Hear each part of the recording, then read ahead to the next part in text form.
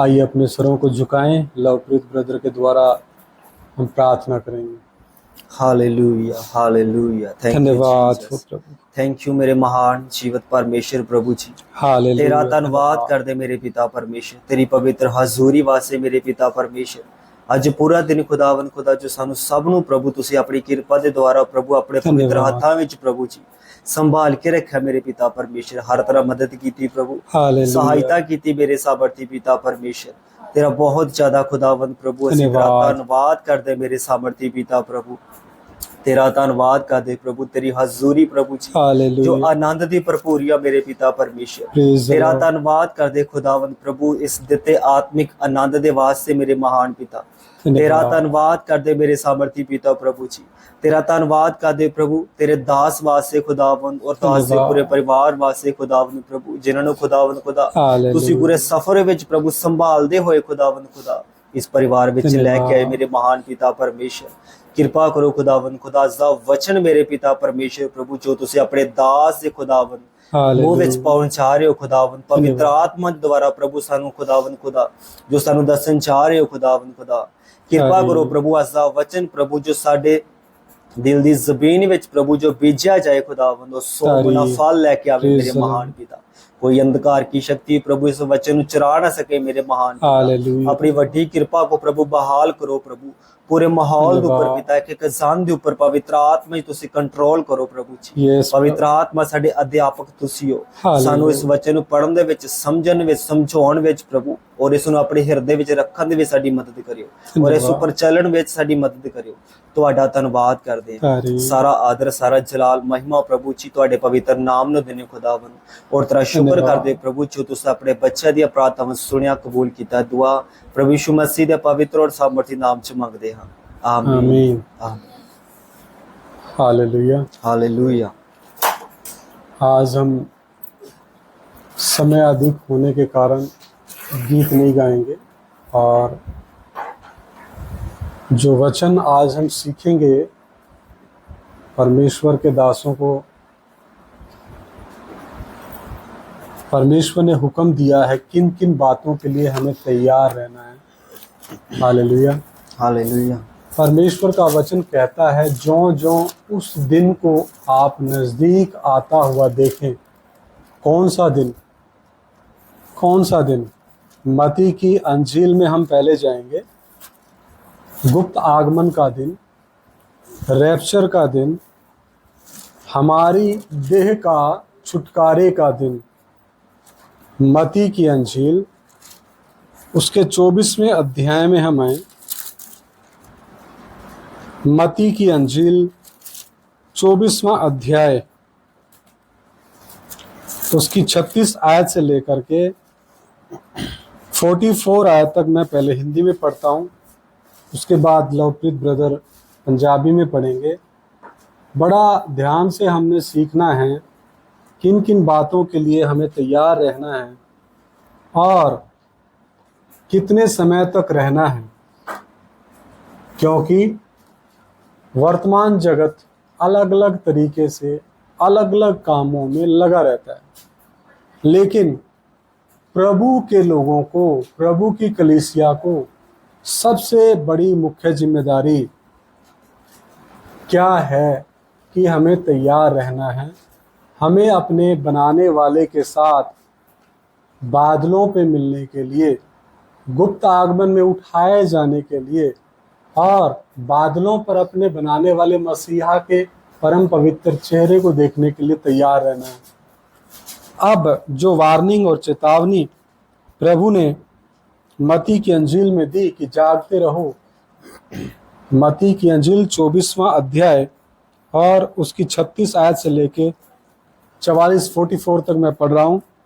उस दिन, किस दिन? अभी आयतें बाद में ढूंढ लेना, आप मेरी तरफ ध्यान रखें। बाइबल भी आप कल बाद में पढ़ना, अभी आप सब ध्यान इधर रखें। आपको ये रिकॉर्डिंग भी मिल जाएगी, आपको यूट्यूब पे मिल जाएगा। जहाँ यहाँ जितने दिन भी सेवकाई होगी वो सारी रिकॉर्डिंग आप लोगों को मिल जाएगी। अभी सबसे मेन है यहाँ अपने दिमाग में बैठाने वाली बात कि हमें किसके लिए तैयार रहना है।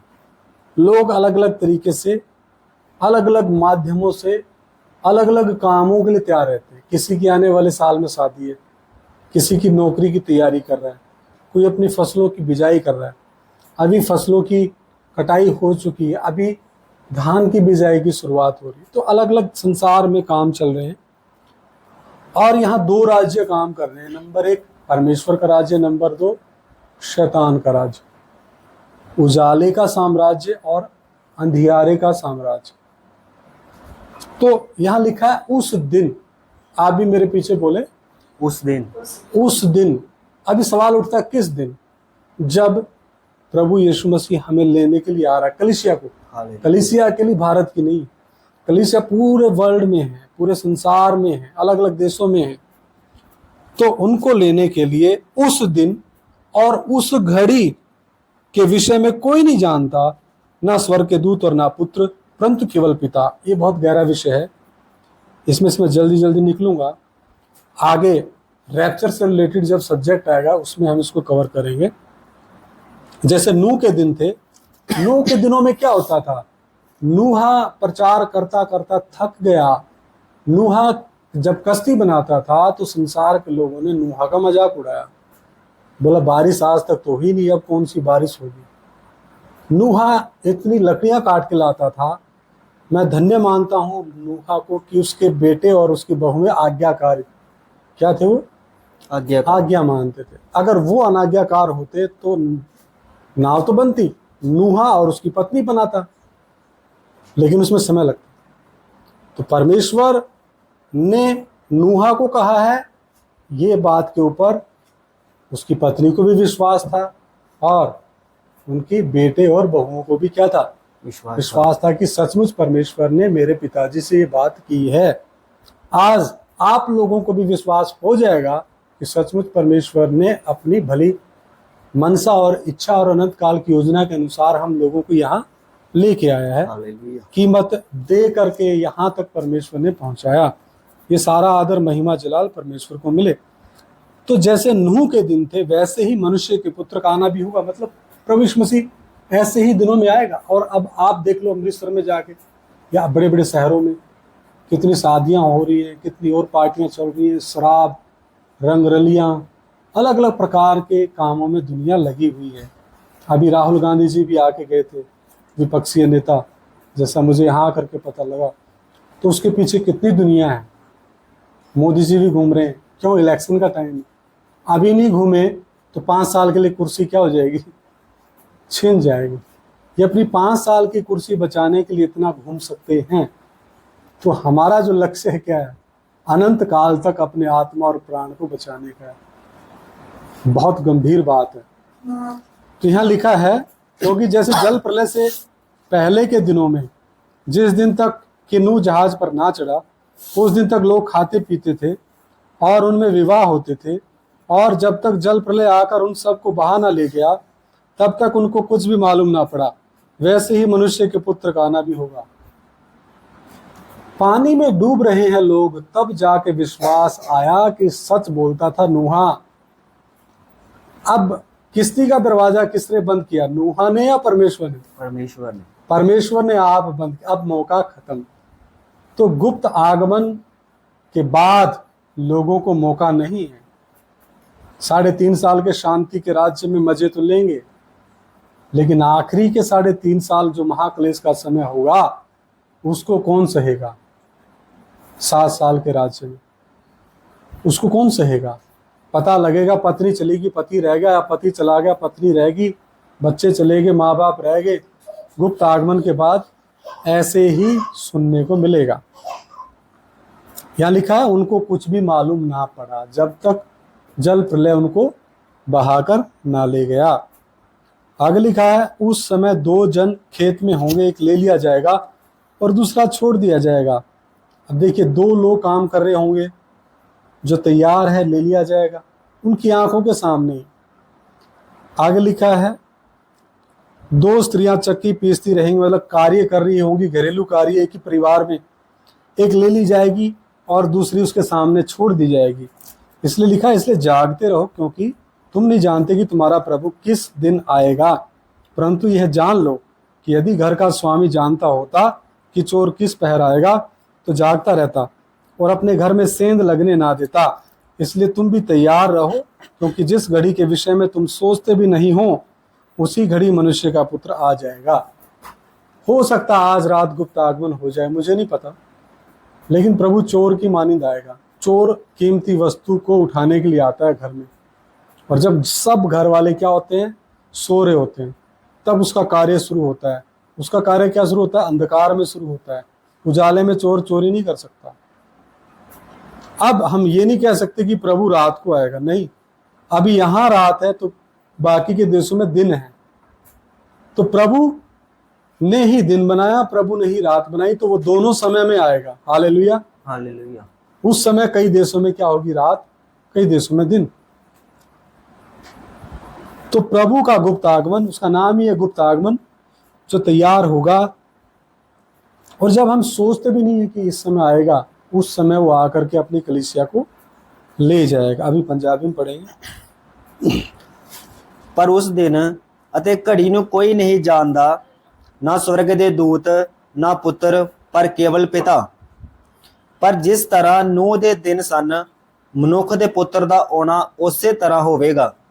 ਕਿਉਂਕਿ ਜਿਸ ਤਰ੍ਹਾਂ ਪਰਲੋ ਤੋਂ ਅੱਗੇ ਦੇ ਦਿਨਾਂ ਵਿੱਚ ਲੋਕ ਖਾਂਦੇ ਪੀਂਦੇ, ਵਿਆਹ ਕਰਦੇ ਅਤੇ ਕਰਾਉਂਦੇ ਸਨ, ਉਸ ਦਿਨ ਤੀਕਰ ਕਿ ਨੂਹ ਕਿਸ਼ਤੀ ਉੱਤੇ ਚੜ੍ਹਿਆ ਅਤੇ ਉਹ ਨਹੀਂ ਜਾਣਦੇ ਸਨ ਜਦ ਤਾਈਂ ਪਰਲੋ ਨਾ ਆਈ ਅਤੇ ਸਭਨਾਂ ਨੂੰ ਰੁੜਾ ਕੇ ਲੈ ਨਾ ਗਈ। ਇਸੇ ਤਰ੍ਹਾਂ ਮਨੁੱਖ ਦੇ ਪੁੱਤਰ ਦਾ ਆਉਣਾ ਹੋਵੇਗਾ। ਜਦ ਦੋ ਜਣੇ ਖੇਤ ਵਿੱਚ ਹੋਣਗੇ, ਇੱਕ ਲੈ ਲਿਆ ਜਾਵੇਗਾ ਅਤੇ ਇੱਕ ਛੱਡ ਦਿੱਤਾ ਜਾਵੇਗਾ। ਦੋ ਤੀਵੀਆਂ ਚੱਕੀ ਪੀਂਦੀਆਂ ਹੋਣਗੀਆਂ, ਇੱਕ ਲੈ ਲਈ ਜਾਵੇਗੀ ਅਤੇ ਇੱਕ ਛੱਡ ਦਿੱਤੀ ਜਾਵੇਗੀ। ਸੋ ਜਾਗਦੇ ਰਹੋ, ਕਿਉਂਕਿ ਤੁਸੀਂ ਨਹੀਂ ਜਾਣਦੇ ਜੋ ਤੁਹਾਡਾ ਪ੍ਰਭੂ ਕਿਹੜੇ ਦਿਨ ਆਉਂਦਾ ਹੈ। ਪਰ ਇਹ ਜਾਣੋ ਕਿ ਜੇ ਘਰ ਦੇ ਮਾਲਕ ਨੂੰ ਖਬਰ ਹੁੰਦੀ ਭਈ ਚੋਰ ਕਿਸ ਪਹਿਰ ਆਵੇਗਾ, ਤਾਂ ਜਾਗਦਾ ਰਹਿੰਦਾ ਅਤੇ ਆਪਣੇ ਘਰ ਸੰਨ ਲੱਗਣ ਨਾ ਦਿੰਦਾ। ਇਸ ਲਈ ਤੁਸੀਂ ਵੀ ਤਿਆਰ ਰਹੋ, ਕਿਉਂਕਿ ਜਿਸ ਘੜੀ ਤੁਹਾਨੂੰ ਚਿੱਤ ਚੇਤਾ ਨਾ ਹੋਵੇ, ਉਸੇ ਘੜੀ ਮਨੁੱਖ ਦਾ ਪੁੱਤਰ ਆ ਜਾਵੇਗਾ। Hallelujah, hallelujah. चित्त चेता ना होवे। अब मेरा आप लोगों से एक सवाल है, कब ऐसा समय होता है जब मनुष्य को चित्त चेता नहीं होता? आप बता सकते हैं? जब हम सो रहे होते। सीक्वेंस में चले, सीक्वेंस में इनको बताने दो। कब हम सबसे ज्यादा बिजी होते हैं? इधर ध्यान दो, माता जी को पता होगा। एक पॉइंट आप बताएं, सबसे ज्यादा व्यस्त हम कब रहते हैं? सबसे ज्यादा व्यस्त, व्यस्त मतलब बिजी।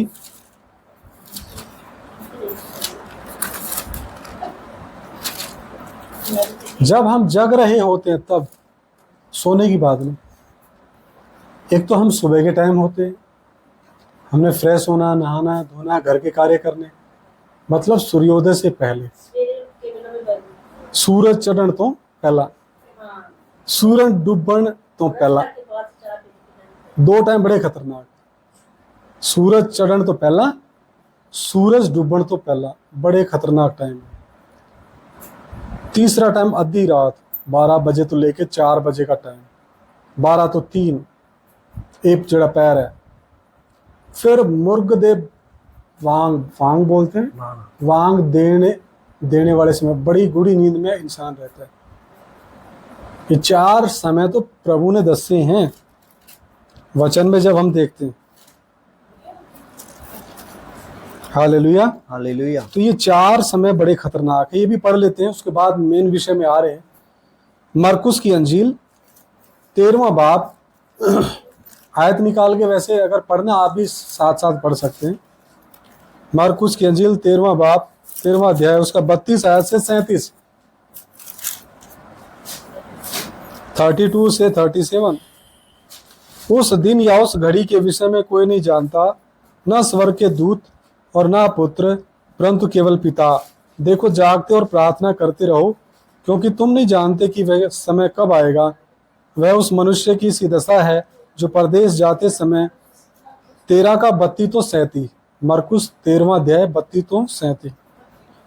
यह उस मनुष्य की सी दशा है जो परदेश जाते समय अपना घर छोड़ जाए और अपने दासों को अधिकार दे और हर एक को उसका काम बता दे और द्वारपाल को जागते रहने की आज्ञा दे। इसलिए जागते रहो, क्योंकि तुम नहीं जानते कि घर का स्वामी कब आएगा, सांझ को या आधी रात को या मुर्ग के बांग देने के समय या भोर को। ऐसा ना हो कि वह अचानक आकर तुम्हें सोते पाए। और जो मैं तुमसे कहता हूँ वही सबसे कहता हूँ, जागते रहो। ये नहीं कि हमें रात को जागते रहना, नहीं, मतलब जब भी हमें समय मिलता है इन समयों में प्रार्थना में जरूर रहना है। पंजाबी में पढ़ेंगे। पर उस दिन या उस घड़ी दे विखे कोई नहीं जानदा, ना स्वर्ग दे दूत ना पुत्र, पर केवल पिता। खबरदार खबरदार जागदे रहो ਅਤੇ प्रार्थना करो, क्योंकि तुसी नहीं जानते जो ਉਹ ਵੇਲਾ कद ਹੋਵੇਗਾ। ਇਹ ਇੱਕ ਪਰਦੇਸ ਗਏ ਹੋਏ ਮਨੁੱਖ ਵਰਗਾ ਹੈ, ਜਿਸ ਨੇ ਘਰੋਂ ਜਾਂਦੇ ਵੇਲੇ ਆਪਣੇ ਨੌਕਰਾਂ ਨੂੰ ਇਖਤਿਆਰ ਅਤੇ ਹਰੇਕ ਨੂੰ ਉਸ ਦਾ ਕੰਮ ਦਿੱਤਾ ਅਤੇ ਦਰਬਾਰ ਨੂੰ ਹੁਕਮ ਕੀਤਾ ਭਈ ਜਾਗਦਾ ਰਹੋ। ਸੋ ਜਾਗਦੇ ਰਹੋ, ਕਿਉਂ ਜੋ ਤੁਸੀਂ ਨਹੀਂ ਜਾਣਦੇ ਭਈ ਘਰ ਦਾ ਮਾਲਕ ਕਦ ਆਵੇਗਾ, ਸੰਝ ਨੂੰ ਜਾਂ ਅੱਧੀ ਰਾਤ ਨੂੰ ਜਾਂ ਕੁੱਕੜ ਦੇ ਬਾਂਗ ਦੇਣ ਦੇ ਵੇਲੇ ਜਾਂ ਤੜਕੇ ਨੂੰ। ਤਾਂ ਅਜਿਹਾ ਨਾ ਹੋਵੇ ਜੋ ਅਚਾਨਕ ਆਣ ਕੇ ਉਹ ਤੁਹਾਨੂੰ ਸੁੱਤੇ ਵੇਖੇ। ਅਤੇ ਜੋ ਮੈਂ ਤੁਹਾਨੂੰ ਆਖਦਾ ਹਾਂ ਸੋ ਸਾਰਿਆਂ ਨੂੰ ਆਖਦਾ ਹਾਂ ਭਈ ਜਾਗਦੇ रहो। अब उस विषय की तरफ हम बढ़ नहीं पा रहे, आगे से आगे प्रभु का आत्मा और वचन बताने के लिए मजबूर करता है। अब वहाँ जो चक्की पीसने वाला जो बात है, पहले हाथ से आटा पीसा जाता था। मैंने खुद अपनी माँ के साथ हाथ से आटा पीसा है, हाथ वाली चक्की से। तो एक औरत क्या डालती थी उसमें, दाने डालती थी और दूसरी उसको पीसती थी, तो जोड़ा रहता था। तो उस समय के हिसाब से परमेश्वर के आत्मा ने ये लिखवाया वचन कि दो स्त्रियां चक्की पीसती। मतलब आज तो चक्की का मतलब विज्ञान के युग में बढ़ने के कारण, इन्वेंशन आविष्कार होने के कारण इलेक्ट्रॉनिक चक्की आ गई है। आजकल तो मैक्सिमम काम ही सारे क्या हो गए हैं, मनुष्य के काम तो बंद हो गए। लेकिन उस समय का जो ये हालात था, उस समय क्या हमारे आंखों देखे का जो हालात था, हाथ से चक्कियां पीसती थी औरत। अब यहाँ सुते ना पाए जाओ, ये घटना प्रभु यीशु मसीह ने अपनी आंखों से देखी गतसमनी बाग में। जब प्रभु यीशु मसीह ने उनको कहा कि मेरे साथ थोड़ी देर प्रार्थना करो। क्या करो? थोड़ी देर प्रार्थना। गतसमनी बाग में जब पीड़ा में प्रभु यीशु मसीह हमारे पापों और श्रापों को उठाने जा रहा था, क्रूस पे टांगे जाने से पहले वो उस पीड़ा का अनुभव कर रहा था आत्मा में, और वो पसीना उसका लहू बन के इंटरनल उसकी ब्लीडिंग हो गई थी, वो खून बह रहा था। गतसमनी में प्रार्थना, मती 26 बाब 26 अध्याय उसका 36 आयत से 46 तक पढ़ के फिर हम विषय की तरफ बढ़ेंगे। तब यीशु अपने मती 26 अध्याय 36 आयत से लेके 46, तब यीशु मसीह अपने चेलों के साथ गतसमनी नामक एक स्थान में आया और अपने चेलों से कहने लगा, यही बैठे रहना जब तक मैं वहां जाकर प्रार्थना करूं। पहले आदेश दिया बैठे रहना। आगे वह पतरस और जब्दी के दोनों पुत्रों को साथ ले गया और उदास और व्याकुल होने लगा। तब उसने उनसे कहा, मेरा जी बहुत उदास है, यहाँ तक कि मेरा प्राण निकला जा रहा है। तुम यहीं ठहरो और मेरे साथ जागते रहो। कुछ चेलों को प्रभु थोड़ा पीछे बैठा के आया और 3 चेलों को जो प्रभु के प्रिय थे उनको साथ लेके गया, पतरस और जब्दी के 2 पुत्र। उनसे क्या बोला कि मेरे साथ क्या करो, जागते रहो। यहाँ प्रार्थना करने के लिए नहीं बोला। आगे फिर वह थोड़ा और आगे बढ़कर मुंह के बल गिरा और यह प्रार्थना की, हे मेरे पिता, यदि हो सके तो यह कटोरा मुझसे टल जाए, तो भी जैसा मैं चाहता हूँ वैसा नहीं, परंतु जैसा तू चाहता है वैसा ही हो। फिर उसने उस चेलों के पास आकर उन्हें सोते पाया। अब प्रभु यीशु मसीह 3 चेलों के साथ वापस उन बचे हुए 9 चेलों के पास आते हैं। गिनती कुछ भी हो सकती है, यहाँ कुछ स्पष्ट लिखा नहीं गया। तो फिर क्या पाया उनको? क्या पाया? सोते पाया। उनको शारीरिक नींद, इतनी ज़्यादा थकान उनके ऊपर हावी हो चुकी थी। और पतरस ने कहा, क्या तुम मेरे साथ एक घड़ी भी ना जाग सके? है ना, पतरस भी सो रहा था। हाँ, अब ये पतरस के पास आया प्रभु यीशु मसीह, जिनको साथ लेके गया था 3, क्योंकि वचन कहता है प्रभु उनसे थोड़ी दूर, यहां पे लिखा ना, फिर वह थोड़ा और आगे बढ़कर मुंह के बल गिरा और प्रार्थना की, हे मेरे पिता, यदि हो सके तो यह कटोरा मुझसे टल जाए, तो भी जैसा मैं चाहता हूं वैसा नहीं, परंतु जैसा तू चाहता है वैसा ही हो। मतलब प्रभु ने कहा था मेरे साथ जागते रहो। कौन? 3 चेले, पतरस और जब्दी के 2 पुत्र। लेकिन प्रभु जब ये प्रार्थना करके वापस आया तो उन्हें सोते हुए पाया। और पतरस से प्रभु कहता है, क्या तुम मेरे साथ एक घड़ी भी ना जाग सके? जागते रहो, प्रार्थना करते रहो कि तुम परीक्षा में ना पड़ो। आत्मा तो तैयार है परंतु शरीर दुर्बल है। फिर उसने दूसरी बार जाकर यह प्रार्थना की, हे मेरे पिता, यदि यह मेरे पिए बिना नहीं हट सकता तो तेरी इच्छा पूरी हो। तब उसने आकर उन्हें फिर सोते पाया। किनको? उन 3 चेलों को, क्योंकि उनकी आंखें नींद से भरी थी। उन्हें छोड़कर वह फिर चला गया और उन्हीं शब्दों में फिर तीसरी बार प्रार्थना की। तब उसने चेलों के पास आकर उनसे कहा, अब सोते रहो और विश्राम करो। देखो घड़ी आ पहुंची है और मनुष्य का पुत्र पापियों के हाथ पकड़वाया जाता है। उठो चलें, देखो मेरा पकड़वाने वाला निकट आ पहुंचा है। पंजाबी में पढ़े। तद यीशु ਉਹਨਾਂ ਦੇ ਨਾਲ ਗਤਸਮਨੀ ਨਾਮੇ ਇੱਕ ਥਾਂ ਆਇਆ ਅਤੇ ਆਪਣੇ ਚੇਲਿਆਂ ਨੂੰ ਕਿਹਾ, ਤੁਸੀਂ ਇੱਥੇ ਬੈਠੋ ਜਿੰਨਾ ਚਿਰ ਮੈਂ ਉੱਥੇ ਜਾ ਕੇ ਪ੍ਰਾਰਥਨਾ ਕਰਾਂ। ਅਤੇ ਪਤਰਸ ਅਰ ਜਬਦੀ ਦੇ ਦੋਵੇਂ ਪੁੱਤਰਾਂ ਨੂੰ ਨਾਲ ਲੈ ਕੇ ਉਹ ਉਦਾਸ ਅਤੇ ਦਿਲਗਿਰੀ ਹੋਣ ਲੱਗਾ। ਫਿਰ ਉਸ ਨੇ ਉਹਨਾਂ ਨੂੰ ਆਖਿਆ, ਮੇਰਾ ਜੀ ਬਹੁਤ ਉਦਾਸ ਹੈ, ਸਗੋਂ ਮਰਨ ਦੇ ਦਰਜੇ ਤੀਕਰ। ਤੁਸੀਂ ਇੱਥੇ ਠਹਿਰੋ ਅਤੇ ਮੇਰੇ ਨਾਲ ਜਾਗਦੇ ਰਹੋ। ਅਰ ਥੋੜਾ ਅੱਗੇ ਵੱਧ ਕੇ ਮੂੰਹ ਦੇ ਭਾਰ ਪੈ ਗਿਆ ਅਤੇ ਪ੍ਰਾਰਥਨਾ ਕਰਦਿਆਂ ਆਖਿਆ, ਹੇ ਮੇਰੇ ਪਿਤਾ, ਜੇ ਹੋ ਸਕੇ ਤਾਂ ਇਹ ਪਿਆਲਾ ਮੈਥੋਂ ਟਲ ਜਾਵੇ, ਪਰ ਉਹ ਨਾ ਹੋਵੇ ਜੋ ਮੈਂ ਚਾਹੁੰਦਾ ਹਾਂ, ਪਰ ਉਹ ਹੋਵੇ ਜੋ ਤੂੰ ਚਾਹੁੰਦਾ ਹੈ। ਅਤੇ ਚੇਲਿਆਂ ਦੇ ਕੋਲ ਆਣ ਕੇ ਉਹਨਾਂ ਨੂੰ ਸੁੱਤੇ ਹੋਏ ਵੇਖਿਆ ਅਤੇ ਪਤਰਸ ਨੂੰ ਆਖਿਆ, ਇਹ ਕੀ, ਤੂੰ ਹੱਥੋਂ ਮੇਰੇ ਨਾਲ ਇੱਕ ਘੜੀ ਵੀ ਜਾਗਿਆ ਨਾ ਗਿਆ? ਜਾਗੋ ਅਤੇ ਪ੍ਰਾਰਥਨਾ ਕਰੋ ਜੋ ਤੁਸੀਂ ਪਰਤਾਵੇ ਵਿੱਚ ਨਾ ਪਾਓ। ਆਤਮਾ ਤਾਂ ਤਿਆਰ ਹੈ ਪਰ ਸਰੀਰ ਕਮਜ਼ੋਰ ਹੈ। ਫਿਰ ਉਹ ਦੂਈ ਵਾਰ ਗਿਆ ਅਤੇ ਇਹ ਕਹਿ ਕੇ ਉਸਨੇ ਪ੍ਰਾਰਥਨਾ ਕੀਤੀ, ਹੇ ਮੇਰੇ ਪਿਤਾ, ਜੇ ਇਹ ਮੇਰੇ ਪੀਣ ਬਿਨਾ ਨਹੀਂ ਟਲ ਸਕਦਾ ਤਾਂ ਤੇਰੀ ਮਰਜ਼ੀ ਹੋਵੇ। ਅਤੇ ਉਸ ਨੇ ਆਣ ਕੇ ਉਹਨਾਂ ਨੂੰ ਫਿਰ ਸੁੱਤੇ ਹੋਏ ਵੇਖਿਆ, ਕਿਉਂ ਜੋ ਉਹਨਾਂ ਦੀਆਂ ਅੱਖਾਂ ਨੀਂਦਰ ਨਾਲ ਭਰੀਆਂ ਹੋਈਆਂ ਸਨ। ਅਤੇ ਉਹਨਾਂ ਨੂੰ ਫੇਰ ਛੱਡ ਕੇ ਗਿਆ ਅਰ ਉਹ ਗੱਲ ਕਹਿ ਕੇ ਤੀਜੀ ਵਾਰੀ ਪ੍ਰਾਰਥਨਾ ਕੀਤੀ। ਫਿਰ ਚੇਲਿਆਂ ਕੋਲ ਆਣ ਕੇ ਉਹਨਾਂ ਨੂੰ ਆਖਿਆ, ਹੁਣ ਤੁਸੀਂ ਸੁੱਤੇ ਰਹੋ ਅਤੇ ਵਿਸ਼ਰਾਮ ਕਰੋ। ਵੇਖੋ ਘੜੀ ਆ ਗਈ ਹੈ ਅਤੇ ਮਨੁੱਖ ਦਾ ਪੁੱਤਰ ਪਾਪੀਆਂ ਦੇ ਹੱਥਾਂ ਵਿੱਚ ਫੜਾਇਆ ਜਾਂਦਾ ਹੈ।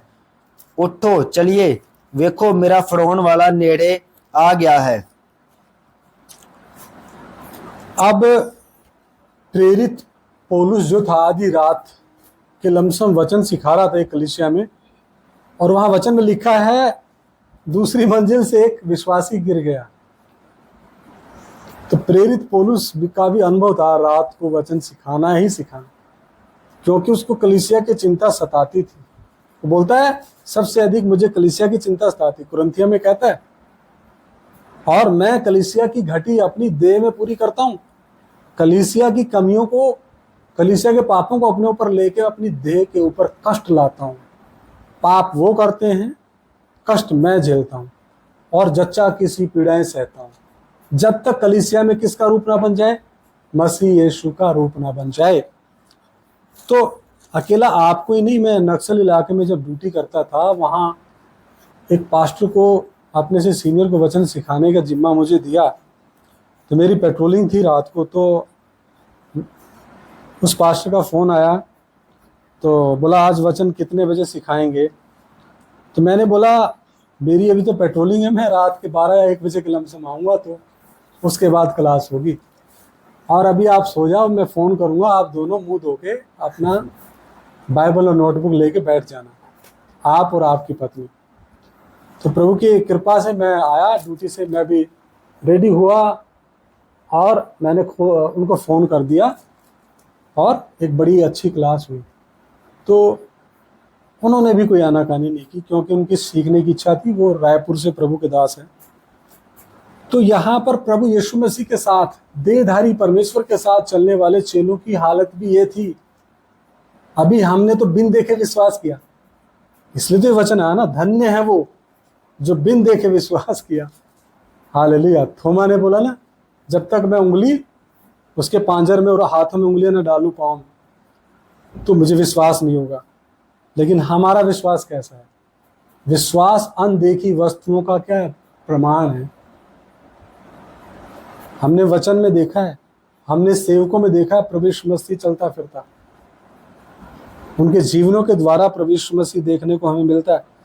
और वो देखने के कारण आज हमें इस लायक बनाया परमेश्वर ने कि हम लोगों को, तीमुथियुस को प्रेरित पौलुस कहता है कि ये वचन विश्वास योग्य लोगों को सौंप दे जो दूसरों को सिखाने के योग्य हो। तो और वचन ये भी कहता है, समय के हिसाब से तो तुम्हें गुरु हो जाना चाहिए था, लेकिन अभी भी तुम लोग क्या हो, दूध पीने की ही इच्छा रखते हो। तो यहाँ भी दूध में पानी मिला मिला के दिया जा रहा था, और वो ना तो दूध ना पानी। 2022 में जो कंडीशन थी यहाँ की, अभी मुझे नहीं पता कैसी है। क्यों? सेवक खुद अन्न नहीं खाता। अन्न क्या है? सॉलिड परमेश्वर का उपदेश है, दो धारी तलवार से भी तेज है, तीखा है। वो सबसे पहले सिखाने वाले को काटता है, फिर उनको काटता जो सीखते हैं, और उनके अंदर ईश्वरीय स्वभाव में क्या करता है? बढ़ोतरी करता है। तो समय असमय तैयार रहना है, ये परमेश्वर का वचन तीमुथियुस कहता है। वो वचन पढ़ के हम आगे बढ़ेंगे। दूसरा तीमुथियुस 4 अध्याय में लिखा है, दूसरा तीमुथियुस 4 अध्याय 2 वचन से मैं पढ़ रहा हूं कि तू वचन का प्रचार कर, समय और असमय तैयार रहे, सब प्रकार की सहनशीलता और शिक्षा के साथ उलाना दे, और डांट और समझा। और ये सारे काम वहां पे हुए हैं, 2022 में हुए हैं। आपकी तो आंखों के सामने सब कुछ प्रचार होता था, सिस्टर भी थी। यहां लिखा समय और असमय, दूसरा तीमुथियुस 4 अध्याय 2 वचन से। और क्या करना है? समय असमय क्या करना है? वचन का प्रचार करना है, सब प्रकार की सहनशीलता और शिक्षा के साथ उलाना देना है, डांटना भी और समझाना भी है। क्यों? क्योंकि ऐसा समय आएगा जब लोग खरा उपदेश ना सह सकेंगे, पर कानों की खुजली के कारण अपनी अभिलाषाओं के लिए अपने लिए बहुत से उपदेशक बटोर लेंगे, और अपने कान सत्य से फेर कर कथा कहानियों पर लगाएंगे। पर तू सब बातों में सावधान रह, दुख उठा, सुसमाचार प्रचार का काम कर, और अपनी सेवा को पूरा कर। ਭਈ ਤੂੰ ਵਚਨ ਦਾ ਪ੍ਰਚਾਰ ਕਰ, ਵੇਲੇ ਕਵੇਲੇ ਉਸ ਵਿੱਚ ਲੱਗਿਆ ਰਹੋ, ਪੂਰੀ ਧੀਰਜ ਅਤੇ ਸਿੱਖਿਆ ਨਾਲ ਝਿੜਕਦੇ, ਤਾੜਨਾ ਅਤੇ ਤਕੀਦ ਕਰ, ਕਿਉਂ ਜੋ ਉਹ ਸਮਾਂ ਆਵੇਗਾ ਜਦ ਉਹ ਖਰੀ ਸਿੱਖਿਆ ਨੂੰ ਨਾ ਸਹਿਣਗੇ, ਪਰ ਕੰਨਾਂ ਦੀ ਜਲੂਨ ਦੇ ਕਾਰਨ ਆਪਣੇ ਵਿਸ਼ਿਆਂ ਦੇ ਅਨੁਸਾਰ ਆਪਣੇ ਲਈ ਢੇਰ ਸਾਰੇ ਗੁਰੂ ਧਾਰਨਗੇ, ਅਤੇ ਸੱਚਾਈ ਤੋਂ ਕੰਨ ਫੇਰ ਕੇ ਖਿਆਲੀ ਕਹਾਣੀਆਂ ਵੱਲ ਫਿਰਨਗੇ। ਪਰ ਤੂੰ ਸਭਨੀ ਗੱਲੀ ਸੁਚੇਤ ਰਹੀਂ, ਦੁੱਖ ਝੱਲੀ, ਪ੍ਰਚਾਰ ਦਾ ਕੰਮ ਕਰੀ, ਆਪਣੀ ਸੇਵਕਾਈ ਨੂੰ ਪੂਰਿਆ ਕਰੀ, ਕਿਉਂ ਜੋ ਹੁਣ ਮੈਂ ਆਪਣੇ ਲਹੂ ਦਾ ਅਰਗਨ ਦੇਣ ਨੂੰ ਹਾਂ, ਅਤੇ ਮੇਰੇ कूच दा नगारा बज गया है। बस, तो यहाँ पर कई विषय हैं। हमने 2 बातों को देखा, समय और असमय। अभी 8 पॉइंट है, उनमें हम जल्दी जल्दी गुजरेंगे। नंबर 1 पॉइंट, किसके लिए तैयार रहना है। इनमें से भी आपने पॉइंट बनाने हैं जब आपके पास समय होगा। पहला, उत्तर देने के लिए तैयार रहना है। पहला पत्रस 3 अध्याय 15वीं आयत।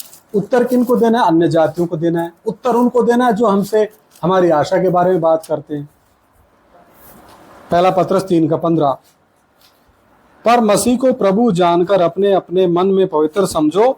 जो कोई तुमसे तुम्हारी आशा के विषय में कुछ पूछे उसे उत्तर देने के लिए सर्वदा तैयार रहो, पर नम्रता और भय के साथ। पहला पत्रस 3:15। ਸਗੋਂ ਮਸੀਹ ਨੂੰ ਪ੍ਰਭੂ ਕਰਕੇ ਆਪਣੇ ਹਿਰਦੇ ਵਿੱਚ ਪਵਿੱਤਰ ਮੰਨੋ ਅਤੇ ਜਿਹੜੀ ਤੁਹਾਨੂੰ ਆਸ ਹੈ ਤੁਸੀਂ ਹਰੇਕ ਨੂੰ ਜੋ ਤੁਹਾਡੇ ਕੋਲੋਂ ਉਹ ਦਾ ਕਾਰਨ ਪੁੱਛੇ ਉੱਤਰ ਦੇਣ ਨੂੰ ਸਦਾ ਤਿਆਰ ਰਹੋ, पर नरमाई अते भय नाल। नींद की चिंता नहीं करनी, नींद आज और भी अच्छी आएगी क्योंकि हम मिल गया है सिस्टर जी। नींद की चिंता नहीं करनी, आज प्रभु और अच्छी नींद देगा क्योंकि हम उसके चरणों में बैठ के वचन सीख रहे हैं। और ये समय भी बहुत कई सालों में आया। हम समय से आने की कोशिश में थे, लेकिन हर चीज का समय परमेश्वर ने ठहराया। यहाँ लिखा है, यदि कोई तुमसे तुम्हारी आशा के विषय में कुछ पूछे उसे उत्तर देने के लिए सर्वदा तैयार रहो। उत्तर कैसे देना है? उत्तर कैसे देना है? नरमाई के साथ और प्रभु के भय के साथ। हालेलुया। दूसरा पॉइंट, प्रचार करने के लिए तैयार रहना चाहिए। रोमियो की पत्री 1:15। रोमियो की पत्री 1:15। प्रचार करने के लिए हमेशा तैयार रहना चाहिए। रोमियो की पत्री 1:15। अतः मैं तुम्हें भी जो रोम में रहते हो सुसमाचार सुनाने को भरसक प्रयास करता हूँ। इसमें आप आयत जोड़ सकते हैं, जो दूसरा पत्रस 4 अध्याय की 2 आयत भी जोड़ सकते हैं। उसमें लिखा तू समय असमय तैयार रहे, वचन का प्रचार कर। वो भी आयत आप इसमें ऐड कर सकते हैं पंजाबी में। सो मैं ਤੁਹਾਨੂੰ ਵੀ ਜਿਹੜੇ ਰੋਮ ਵਿੱਚ ਹੋ ਵਾਹ ਲੱਗਦਿਆਂ ਖੁਸ਼ਖਬਰੀ ਸੁਣਾਉਣ ਨੂੰ लाक बद्दा है। मतलब प्रेरित पौलुस ने उनके इलाके में वाह लाके, मतलब पंजाबी में क्या बोलते हैं, वाह लाके, मतलब पूरे भरसक प्रयास है, मतलब पूरी मशक्कत पूरी मेहनत के साथ क्या किया, उस इलाके में प्रचार किया, मतलब कोई जगह खाली नहीं छोड़ी। तीसरा काम क्या करना है? भले काम करने के लिए तैयार रहना है। भले काम करने के लिए। तीतुस की पत्री 3 अध्याय 1 आयत। भले काम करने के लिए हमेशा तैयार रहना है। तीतुस 3 अध्याय और उसकी 1 आयत।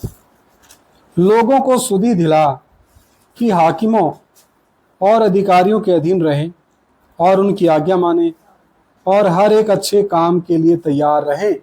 हर एक भले काम के लिए तैयार रहें। हर एक अच्छे काम के लिए तैयार रहने के लिए हमें पंजाबी में पढ़ें। ਉਹਨਾਂ ਨੂੰ ਚੇਤੇ ਕਰਾ ਵੀ ਹਾਕਮਾਂ ਅਤੇ ਇਖਤਿਆਰ ਵਾਲਿਆਂ ਦੇ ਅਧੀਨ ਹੋਣ ਅਤੇ ਆਗਿਆਕਾਰ ਬਣੇ ਰਹਿਣ, ਨਾਲੇ ਹਰੇਕ ਸ਼ੁਭ कर्म उते लक बन्नी रखना। हालेलुया। हालेलुया। चौथा काम है खर्च होने के लिए तैयार रहना है। जैसे मोमबत्ती हम बाजार से लाते हैं, उसको अपने घर के अंधकार को मिटाने के लिए लाते हैं। मोमबत्ती को जब हम माचिस से जलाते हैं तो वो खुद खर्च होती है, जो जो जलती है वो खर्च होती होती चली जाती है। हमारा मसीह जीवन भी ऐसा ही है। हमारा जो बाहरी मनुष्यत्व पवित्र आत्मा की आग में दिन प्रतिदिन जलते जाना, खत्म होते जाना। प्रेरित पौलुस कहता है हम शारीरिक रूप से तो कमजोर हैं, शारीरिक रूप से तो हम दिन प्रतिदिन मारे जाते हैं, लेकिन हम भीतरी मनुष्यत्व में बलवंत होते जाते हैं, जो अंदर एक नया मनुष्य उत्पन्न होता है प्रभु यीशु मसीह को ग्रहण करने के बाद। ये पढ़ लिया। हाँ जी। अभी कौन सा था? हाँ, 2 कुरिन्थियों 12वां अध्याय 14वीं आयत। खर्च होने के लिए तैयार रहना। 2 कुरिन्थियों 12वां अध्याय और उसकी 14वीं आयत। देखो मैं तीसरी बार तुम्हारे पास आने को तैयार हूं और मैं तुम पर कोई भार न रखूंगा, क्योंकि मैं तुम्हारी संपत्ति नहीं। प्रेरित पौलुस बोलता है कुरिन्थिया के लोगों, मैं तुम्हारी संपत्ति के लिए नहीं आता तुम्हारे पास वचन सुनाने के लिए। ठीक है, आगे क्या कहता है? वरन तुम ही को चाहता हूं, क्योंकि बच्चों को माता पिता के लिए धन बटोरना नहीं चाहिए, पर माता पिता को बच्चों के लिए क्या करना चाहिए? धन बटोरना चाहिए। बच्चे माँ बाप के लिए करते हैं, माँ बाप बच्चों के लिए, माँ बाप बच्चों के लिए। और पौलुस का धन कौन सा था? वो विश्वासी भाई और बहन। स्वर्ग में कौन सा धन है? आत्माओं का धन है। पृथ्वी का रुपया नहीं जाएगा वहां पे। पंजाबी देखो ये तीजी बार मैं ਤੁਹਾਡੇ ਕੋਲ ਆਉਣ ਨੂੰ ਤਿਆਰ ਹਾਂ ਅਤੇ ਤੁਹਾਡੇ ਉੱਤੇ ਭਾਰੂ ਨਾ ਹੋਵਾਂਗਾ, ਕਿਉਂ ਜੋ ਮੈਂ ਤੁਹਾਡਾ ਮਾਲ ਨਹੀਂ ਸਗੋਂ ਤੁਹਾਨੂੰ ਹੀ ਚਾਹੁੰਦਾ ਹਾਂ। ਬਾਲ ਬੱਚਿਆਂ ਨੂੰ ਮਾਪਿਆਂ ਲਈ ਨਹੀਂ ਸਗੋਂ ਮਾਪਿਆਂ ਨੂੰ ਬਾਲ ਬੱਚਿਆਂ ਲਈ जोड़ना चाहिए है। हालेलुया। पांचवी बात दुख सहने के लिए तैयार रहना चाहिए। प्रेरितों के कार्य 21 अध्याय 13 वचन। प्रेरितों के कार्य 21 अध्याय रसूलां दे करता 21 बात और 13वीं आयत। परंतु पौलुस ने उत्तर दिया, तुम क्या करते हो कि रो रो कर मेरा दिल तोड़ते हो? मैं तो प्रभु यीशु के नाम के लिए यरूशलेम में ना केवल बांधे जाने ही के लिए वरन मरने के लिए भी तैयार हूं। Hallelujah hallelujah. 21:13। तद पौलुस ने उत्तर दिता, ਇਹ ਤੁਸੀਂ ਕੀ ਕਰਦੇ ਹੋ ਜੋ ਰੋਂਦੇ ਅਤੇ ਮੇਰਾ ਦਿਲ ਤੋੜਦੇ ਹੋ? ਕਿਉਂ ਜੋ ਮੈਂ ਪ੍ਰਭੂ ਯੀਸ਼ੂ ਦੇ ਨਾਮ ਦੇ ਬਦਲੇ ਯਰੂਸ਼ਲਮ ਵਿੱਚ ਨਿਰਾ ਬੰਨੇ ਜਾਣ ਨੂੰ ਹੀ ਨਹੀਂ ਸਗੋਂ ਮਰਨ ਨੂੰ भी तैयार हाँ। तो पौलुस का मन कच्चा करने की कोशिश की थी। यहाँ पर एक नबी भी आता है, अगबुस नबी। आप जब इस चैप्टर को पढ़ेंगे, वो अगबुस नबी पौलुस का साफा लेकर के भविष्यवाणी करता है और अपने हाथ पांव बांध करके भविष्यवाणी करता है, हे पौलुस, जैसे मैंने अपने हाथ पांव बांधे ना, ऐसे तेरे हाथ पांव रोम में जाती बांध दिए जाएंगे। तो वहां भी पवित्र आत्मा कार्य कर रहा है और पौलुस के पास भी पवित्र आत्मा कार्य कर रहा है। पौलुस क्या कहता है कि नहीं, मैं केवल बांधे जाने के लिए नहीं, मैं तो मरने के लिए तैयार हूं। और पौलुस ने अपनी गर्दन मसीह यीशु के लिए दी और जब उसकी गर्दन काटी तो बहुत दूर जाकर उसकी गर्दन गिरी थी और उसके देह को धड़ को लात मार के फेंक दिया था। मसीहियों का शारीरिक तौर पे अपमान जितना अधिक होता है, आत्मिक तौर पे वहाँ स्वर्गीय स्थानों में परमेश्वर उनको उतना ही अधिक और उत्तम दर्जा देता है। Hallelujah hallelujah. 6वीं बात है, 8 पॉइंट है, बस थोड़े रह गए। सहायता करने के लिए तैयार रहना चाहिए। 1 तिमुथियुस 6:18। सहायता गरीब विश्वासियों की, भाई बहनों की। 1 तिमोथी 6 18वीं आयत। वे भलाई करे और भले कामों में धनी बने और उदार और सहायता देने में तत्पर हों। ਨਾਲੇ ਇਹ ਭਈ ਉਹ ਪਰ ਉਪਕਾਰੀ ਅਤੇ ਸ਼ੁਭ ਕਰਮਾਂ ਵਿੱਚ ਧਨੀ ਅਤੇ ਦਾਨ ਵਿੱਚ ਸਖੀ ਅਤੇ ਵੰਡਨ ਨੂੰ ਤਿਆਰ ਹੋਣ। Hallelujah hallelujah. क्योंकि हमारा लक्ष्य जब खुद ही मसीह के लिए क्या होने का है, अर्पण बलिदान होने का जब मन हो जाता है, तो ये दुनियावी और भौतिक आशीषें, पैसा, प्रॉपर्टी, वो सारी बातें मायने नहीं रखती। पौलुस भी अपने समय का बहुत अमीर आदमी था। उसके पिता का जहाज़ों का व्यापार था, लेकिन वो सब कुछ, और वो मेंबर ऑफ पार्लियामेंट था इजराइल में, सनहेद्रिन पार्लियामेंट में। 7वीं बात क्या है, लेकिन जब पौलुस के ऊपर क्या हुआ, मसीह यीशु का प्रकाशन हुआ, तो उसने उन तमाम बातों को कूड़ा समझा। बोला ये बातें क्या है? कूड़ा है। फिलिपिया की पत्री में लिखा ना, ये बातें क्या है? कूड़ा है कि मैं मसीह को प्राप्त करूं। वो विषय अलग है, त्यागना। 7वां प्रभु के सामने आने के लिए तैयार रहना। आमोस की पत्री पुराने नियम में है, आमोस की पत्री उसका 4 अध्याय का 12वां। पहले पंजाबी में पढ़ दो। ਸੋ ਮੈਂ ਤੇਰੇ ਨਾਲ ਇਉਂ ਕਰਾਂਗਾ हे ਇਸਰਾਇਲ, ਅਤੇ ਇਸ ਲਈ ਕਿ ਮੈਂ ਤੇਰੇ ਨਾਲ ਇਉਂ ਕਰਾਂਗਾ। हे ਇਸਰਾਇਲ, ਆਪਣੇ ਪਰਮੇਸ਼ਵਰ ਦੇ ਮਿਲਣ ਦੀ ਤਿਆਰੀ ਕਰ। आमोस 4 का 12। इस कारण हे इज़राइल, मैं तुझसे ऐसा ही करूंगा, और इसलिए कि मैं तुझसे यह काम करने पर हूँ। हे इज़राइल, अपने परमेश्वर के सामने आने के लिए तैयार हो जा। हमें भी सुबह, दोपहर, शाम जब भी समय मिले, अपने बनाने वाले के सामने जहाँ भी समय मिलता है, जगह मिलती, घुटने टिका के एकांत समय में आना चाहिए। प्रभु, आज मुझसे ये गलती हुई, ये गुनाह हुआ, या मेरे जीवन में ये कमी है। वो हमें, जैसे हमारे सामने प्रभु का वचन क्या है, दर्पण है। जब हम वचन पढ़ते हैं, ये हमारी कमियों को बताता है, तो उसी घड़ी घुटनों पे आकर के हमें उनको मान लेना चाहिए। उससे क्या है, परमेश्वर के सामने हम सही मन और नम्र मन के साथ आते हैं। फिर पवित्र आत्मा की सामर्थ्य हमारे जीवन में कार्य करती है। आखिरी पॉइंट है, महिमा में प्रवेश पाने के लिए तैयार रहना चाहिए। महिमा में प्रवेश पाने के लिए तैयार रहना चाहिए। मत्ती 24:44 पढ़ के हम प्रार्थना करेंगे। मत्ती 24:44, मत्ती 24:44 44 हम पहले पढ़ चुके हैं, फिर एक बार पढ़ते हैं। महिमा में प्रवेश पाने के लिए तैयार रहना चाहिए, इसलिए तुम भी तैयार रहो, क्योंकि जिस घड़ी के विषय में तुम सोचते भी नहीं हो उसी घड़ी मनुष्य का पुत्र आ जाएगा। और वो आएगा कैसे? महिमा में आएगा, कलीसिया को लेने, महिमा में ही कलीसिया को लेने आएगा। इफिसियों की पत्री में लिखा ना, तेजस्वी और प्रतापवान कलीसिया, है ना। वो वचन भी मैं पढ़ देता हूँ। इफिसियों की पत्री 5 अध्याय का 27 वचन है। और उसे एक ऐसी तेजस्वी कलीसिया बनाकर, कैसी कलीसिया? तेजस्वी। प्रभु महिमा में है, प्रभु तेजस्वी है, महातेजस्वी है, तो कलीसिया को भी पवित्र आत्मा के द्वारा क्या होना है? तेजस्वी होना है।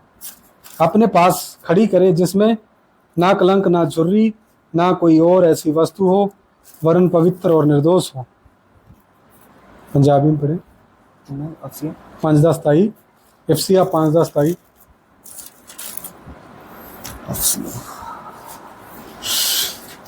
ਅਤੇ ਉਹ ਉਸ ਨੂੰ ਆਪਣੇ ਲਈ ਇਹੋ ਜਿਹੀ ਪ੍ਰਤਾਪਵਾਨ ਕਲੀਸਿਆ ਤਿਆਰ ਕਰੇ, ਜਿਸ ਦੇ ਵਿੱਚ ਕਲੰਕ ਜਾਂ ਬੱਜ ਜਾਂ ਕੋਈ ਹੋਰ ਅਜਿਹਾ ਔਗੁਣ ਨਾ ਹੋਵੇ, ਸਗੋਂ ਉਹ ਪਵਿੱਤਰ ਅਤੇ ਨਿਰਮਲ ਹੋਵੇ। Hallelujah, hallelujah. क्या होवे? पवित्र और निर्मल। और एक प्रतापवान भी आया है। हाँ, अभी मत्ती 24:44 पढ़े। ਇਸ ਲਈ ਤੁਸੀਂ ਵੀ ਤਿਆਰ ਰਹੋ, ਕਿਉਂਕਿ ਜਿਸ ਘੜੀ ਤੁਹਾਨੂੰ ਚਿੱਤ ਚੇਤਾ ਨਾ ਹੋਵੇ, ਉਸੇ घड़ी मनुख का पुत्र आ जाएगा। Hallelujah, hallelujah. महिमा में परमेश्वर आ रहा है, महिमा में कलीसिया उठाई जानी है। हालेलुया। अब हमारा सफर कहाँ तक पहुंच गया है? क्या हम मिस्र से निकले? क्या हमने लाल सागर पार किया है? लाल सागर बपतिस्मे को दिखाता है, पिता पुत्र पवित्र आत्मा के नाम में बपतिस्मा। अगर ये काम हुए तो क्या हम अभी भी मरुभूमि में घूम रहे हैं? 40 साल इजरायली घूमते रहे। मरुभूमि का सफर खत्म होते क्या शुरू होता है? यरदन नदी आती है। यरदन पार करना मतलब मैं आज से अपने लिए नहीं जीऊंगा, मैं मसीह यीशु के लिए जीऊंगा, जिसने हमारे पापों और श्रापों को अपने ऊपर लेके हमारे स्थान पे वो मर गया। वचन में लिखा, जब एक मरा तो हम सब मर गए। ये बहुत बड़ा भेद है।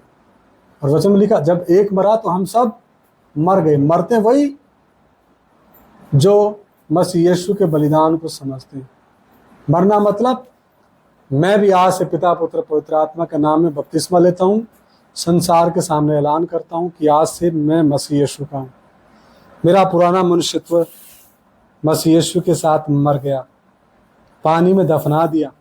अब बाहर जो आता है वो मसीह यीशु के साथ जी उठा। मुर्दों में से क्या उठा? जी उठा। उस अनुभव को दिखाता है। वचन में लिखा है ना, तुम मुर्दों में से जी उठे हुओं के समान चाल चलो। हालेलुया। आइए आंखें बंद करें, प्रार्थना करें। महान जीवते प्रभु तेरा धन्यवाद। Thank you Jesus. हालेलुया। ओ पिता तेरा धन्यवाद करते हैं पिता परमेश्वर। Thank you. ओ तेरे गंभीर भेदों के लिए तेरा धन्यवाद करते हैं। इस खुदावंद वचन, इस परिवार से आप कितना प्रेम करते हो प्रभु। ओ सचमुच जगत की नींव रखने से पहले आपने प्रभु इस परिवार को चुना है। हालेलुया। हालेलुया। Yes lord. प्रभु का धन्यवाद करूंगा, उसकी संगति में सदा रहूंगा।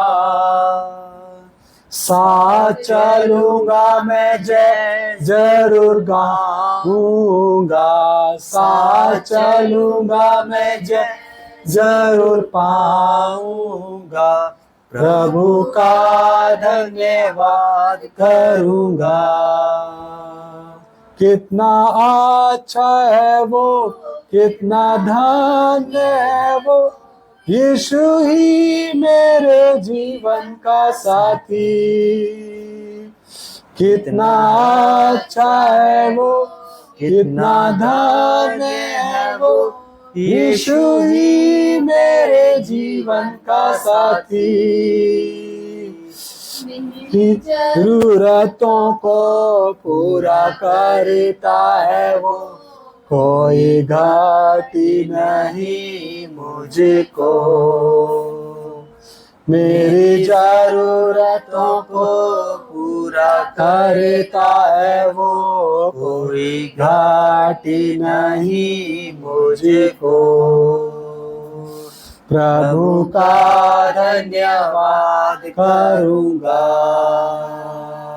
उसकी संगति में सदा रहूंगा। साथ चलूंगा मैं जय जरूर पाऊंगा, साथ चलूंगा मैं जय जरूर पाऊंगा। प्रभु का धन्यवाद करूंगा। ना देगी मुझे दुनिया कभी भी कोई सुख शांति आराम, ना देगी मुझे दुनिया कभी भी कोई सुख और शांति आराम।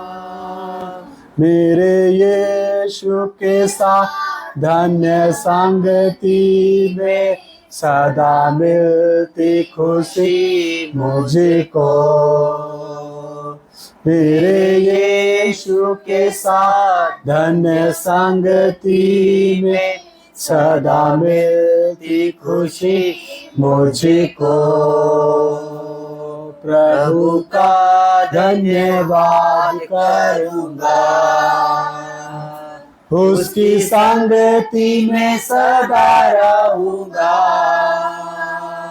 साथ चलूंगा मैं जय जरूर पाऊंगा, साथ चलूंगा मैं जय जरूर पाऊंगा।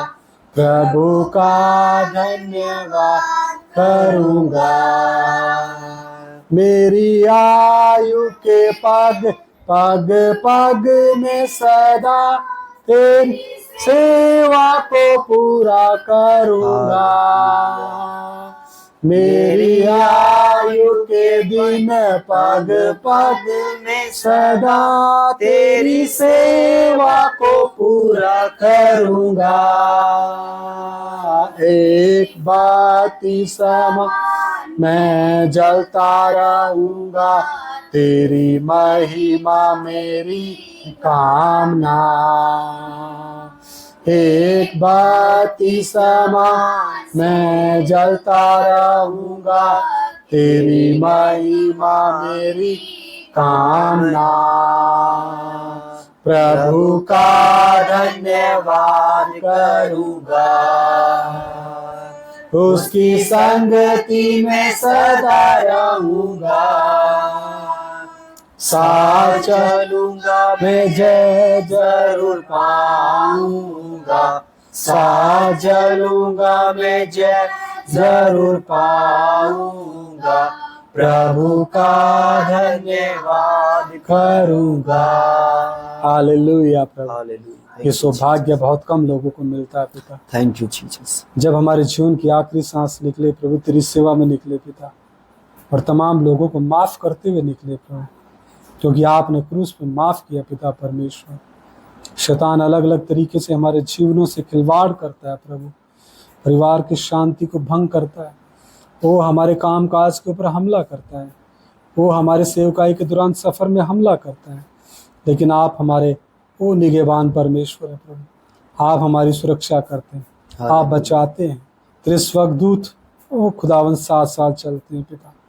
ये महान सौभाग्य प्रभु आपने हम निकम्मों को दिया, तेरा धन्यवाद करते हैं प्रभु। इस घर के ऊपर तेरी खास आशीष हम मांगते हैं प्रभु। वो बुजुर्ग माता, बुजुर्ग अंकल, सब बुजुर्गों को तेरे लहू से ढक लो, बहनों को, बेटियों को, लवप्रीत भाई को तेरे लहू से ढक लो पिता।